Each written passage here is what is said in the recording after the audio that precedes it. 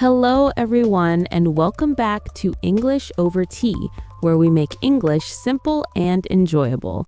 I'm Anna. And I'm Dan. Hello to all of our wonderful listeners wherever you are in the world right now. Dan, are you okay? You sound exhausted today. I'm fine. My brain has been going crazy all week. I am absolutely exhausted today. Exhausted. That is a great word for our listeners. Exhausted means very, very tired, completely without energy. Yes, when you are exhausted, you don't just want to sleep, you need to sleep. Your body feels heavy. And right now, my body feels very heavy.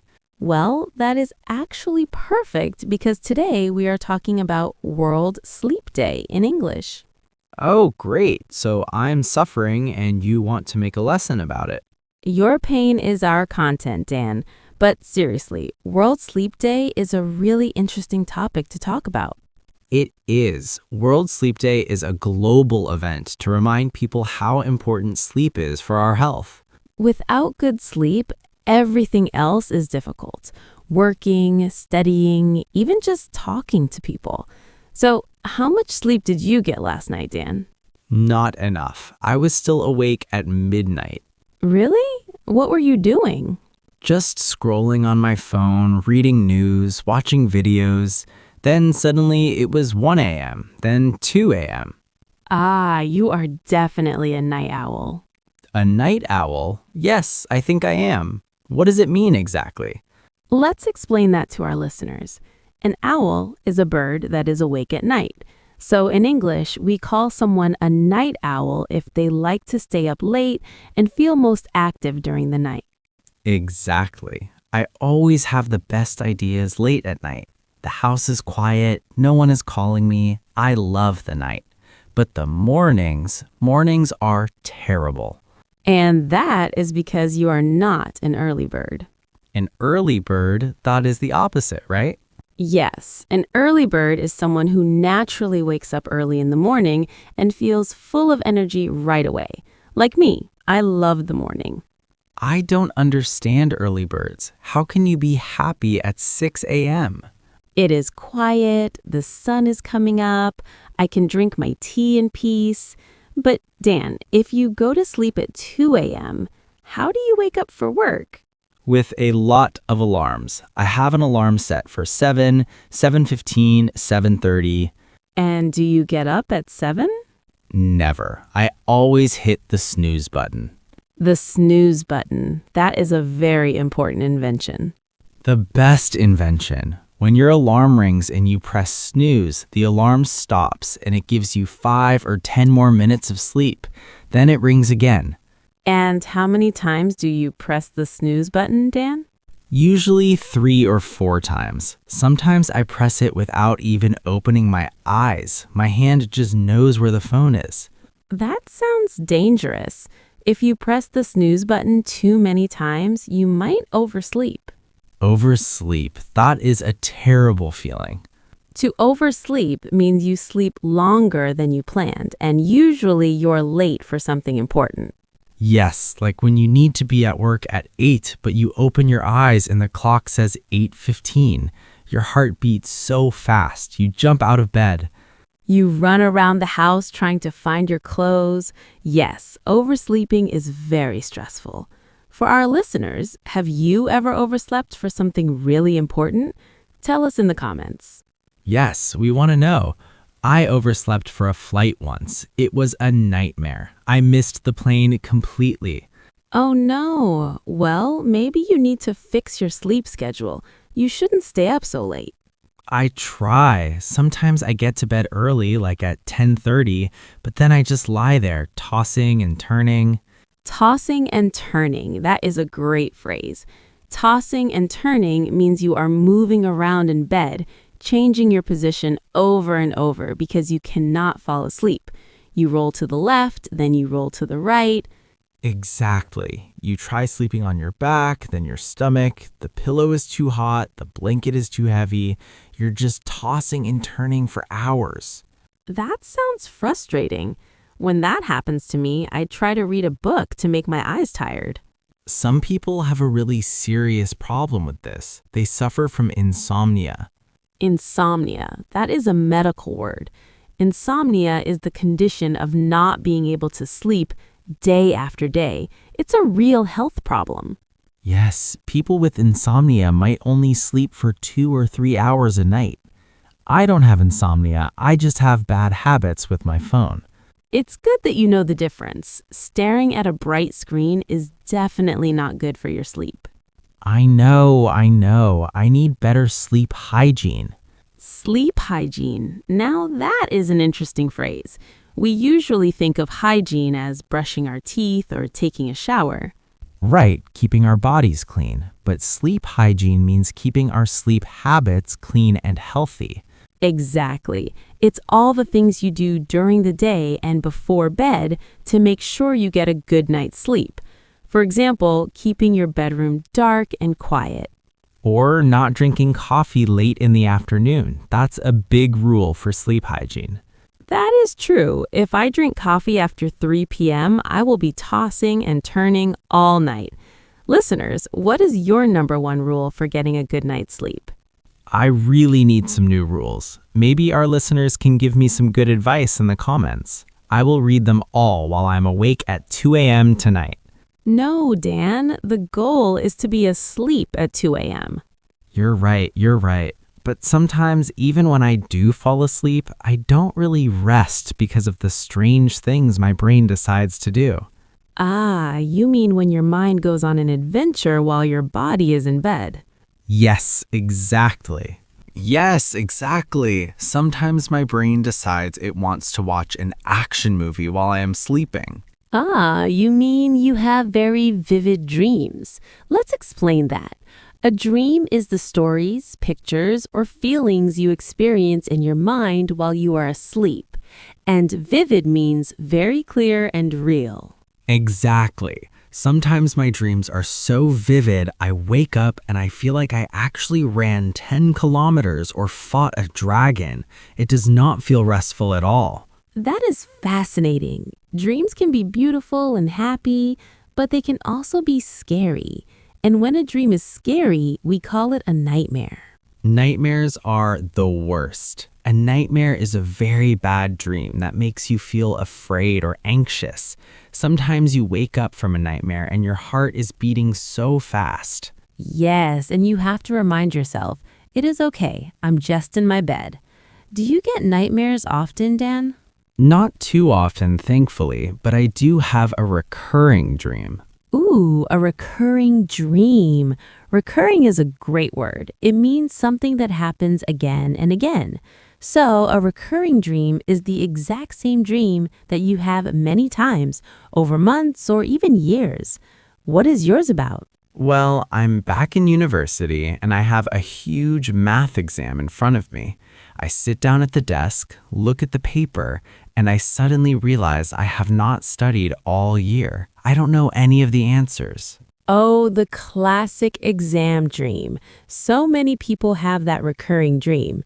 It is usually tied to stress in your waking life. It definitely is. It's a terrible feeling. What about you, Anna? Do you dream a lot? I do, but I usually forget my dreams the second I wake up. I open my eyes and whoosh, the dream is gone. But I'm very lucky because I am a heavy sleeper. A heavy sleeper. That's a great phrase. A heavy sleeper is someone who does not wake up easily. You can make noise, play loud music, or drop a book, and the heavy sleeper just keeps sleeping. Exactly. A thunderstorm could happen right outside my window, and I wouldn't even notice. I just sleep right through it. I am very jealous of that. I'm the exact opposite. I'm a light sleeper. A light sleeper is someone who wakes up very easily. Even a tiny sound can wake a light sleeper up. Yes, if a dog barks down the street or if someone walks softly in the hallway outside my apartment, my eyes immediately open. It's very annoying, especially because I have a friend who stays over sometimes and he snores. Oh, snoring. That is a very common problem. To snore means to make a loud, grunting breathing noise from your nose and mouth while you are sleeping. And it's the worst sound in the world when you're trying to sleep. He snores so loudly, it sounds like a motorcycle engine in the next room. That must be terrible for a light sleeper like you. Snoring happens when the air cannot move freely through your nose and throat during sleep. Some people snore softly, and some people shake the walls. He definitely shakes the walls. Sometimes I have to wear earplugs just to get some peace and quiet. Earplugs are little soft pieces of foam or plastic that you put inside your ears to block out the noise. Earplugs are a lifesaver for light sleepers. But because you are a light sleeper and you stay up so late, how do you survive the day? Do you take naps? Ah, naps. A nap is a short sleep that you take during the day. And yes, sometimes I really need a nap. Usually around 3 p.m., my brain just stops working. That is very common. Many people feel a dip in energy in the afternoon. So, do you take a long nap or a power nap? What's the difference exactly? Let's explain it to our listeners. A normal nap might be an hour or 2 hours long. You get into bed, pull up the covers, and really sleep. But a power nap is much shorter, usually just 15 to 20 minutes.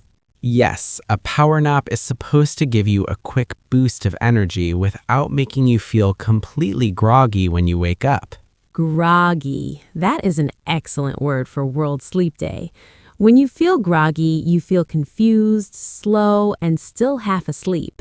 You know that feeling when you sleep in the afternoon for too long and you wake up not knowing what year it is? Oh yes, that is the ultimate groggy feeling. Your mouth is dry, your eyes are heavy, and you actually feel worse before you went to sleep.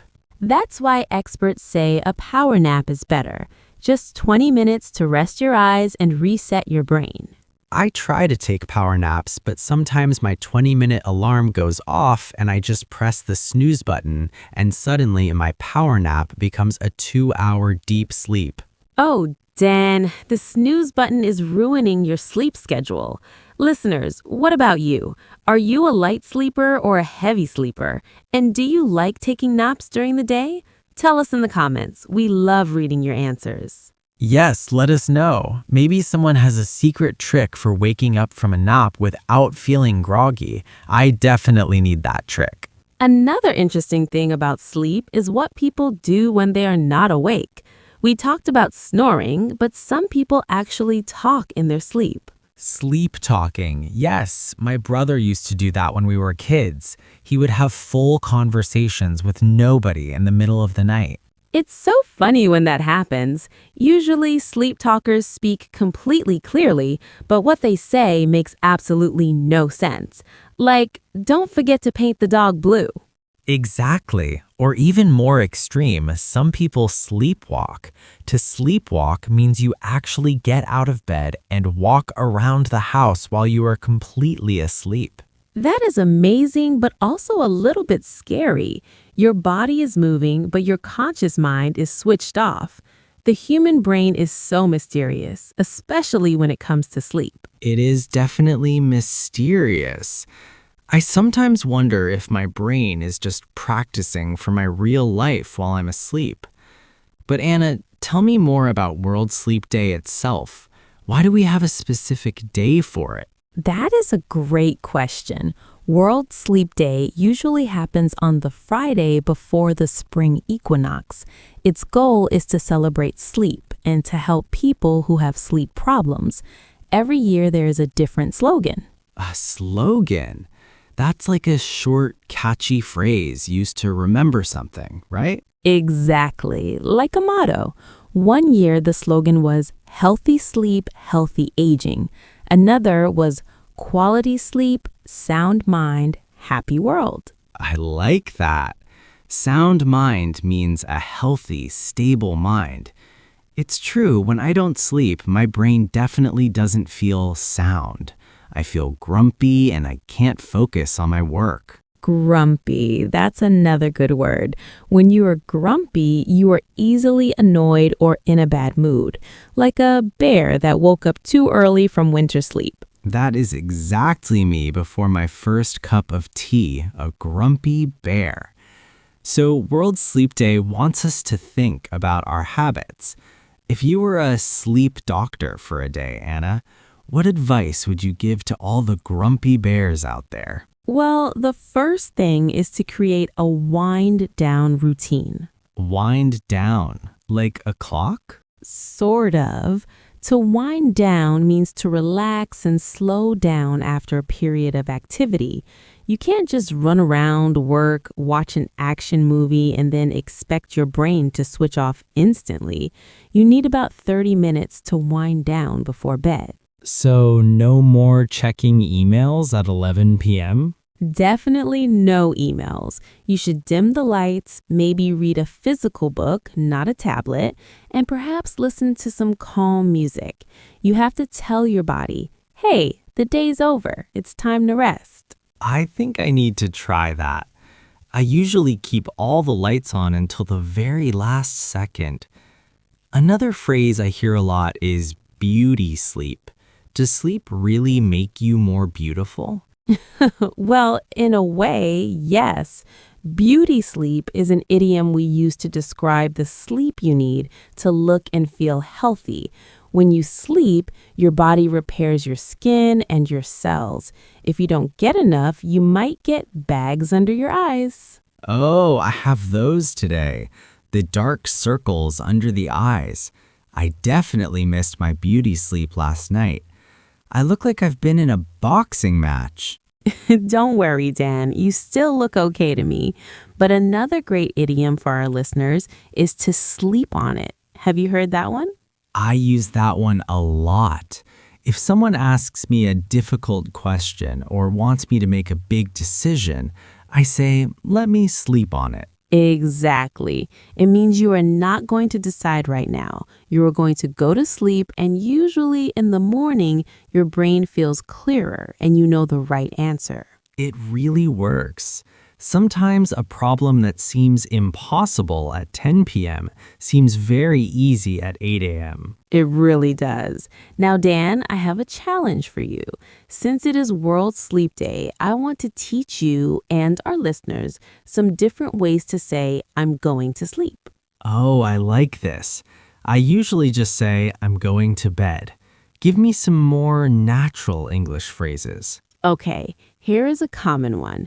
I'm going to hit the sack. Hit the sack? Like a bag of potatoes? Yes, a sack is a large bag. In the past, some mattresses were basically large sacks filled with hay. So, hitting the sack means getting into bed.